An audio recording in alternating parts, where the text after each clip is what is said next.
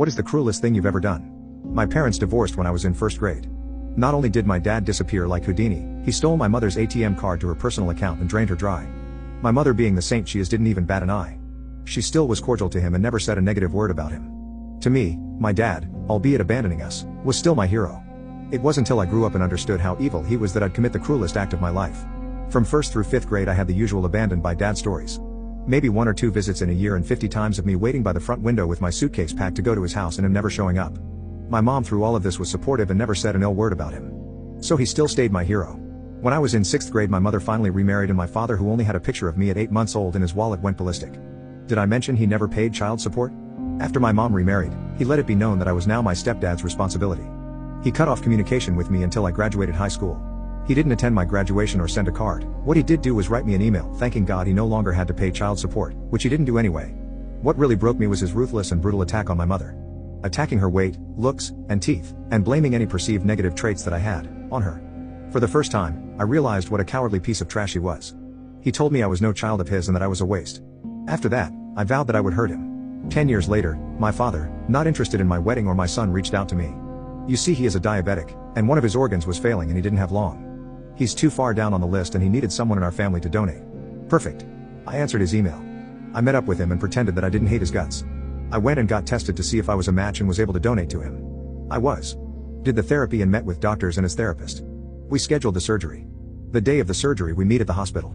I smiled in his face and let him know that I wouldn't be going through with the surgery. I watched the confusion line his face. I just wanted you to know that you're no father to me and you're a waste. I left the hospital and drove straight home. My mom was pretty annoyed with me that I took it that far. My father is dying and I will be attending the funeral out of spite. And I will let everyone know what a piece of trash he was. My father is semi-obsessed with my mother. His attachment to us was only in his perceived ability to get back with my mother. In the beginning, he would call and make plans to see us. And just not show up. My mom would have to make up excuses.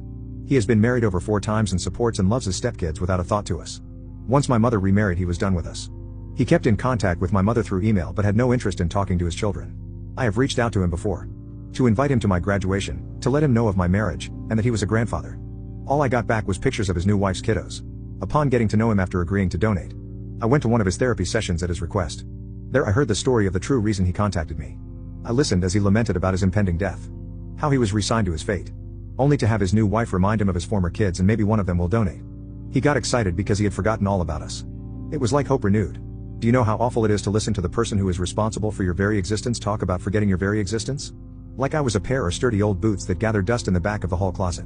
Now rediscovered I was to be worn to go shovel poop.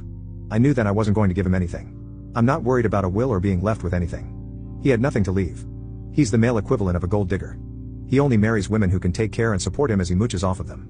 He stole thousands from my mother and she didn't press charges because she didn't want her children's father in jail. My mother was his first wife and he learned his lesson not to have kids of his own but to move into ready-made families. His ex-wives and their children have nothing nice to say about him. When I told him I wasn't going through with it, he understood exactly why. He nodded his head in understanding. I already was approached for money to contribute to the funeral and I will.